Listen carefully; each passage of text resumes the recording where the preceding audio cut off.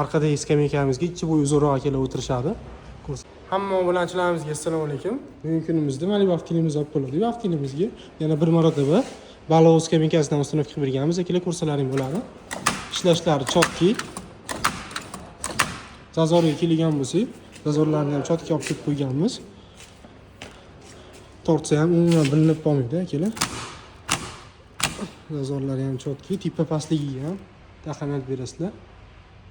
Ham tushirliq holatda ham ko'pincha savol berasizlar, ya'ni bosim kelsa pastga yopilib qolmaydimi, tipa yana qaytib ko'tarilib qolmaydimi degan. Yo'q akalar, kuch bilan ham ilojisi yo'q bu narsa. O'shalarning bo'ladi. Mexanizmimiz juda qattiq. Videoni o'tkazib olmay turasizlar, har qismini ham ko'rsatib beraman sizlarga. Orqadagi skameykamizga ichi bo'yi uzunroq akalar o'tirishadi. Ko'rsalaring bo'ladi. Orqalari ham ishlashlari chotki. Ham zazorlarni ham chotki olib kelib qo'yganmiz akalar. Tortsa umuman bilinmaydi. Zavodskoyda qilib tushirliq holatda ham polni oxirigacha tushib, ya'ni bemalol o'tirsalaring bo'ladi. Kimga shunaqa sifatli xizmatlar kerak bo'lsa, akalar, mana shu pastdagi telefon raqamiga aloqaga chiqaverasizlar.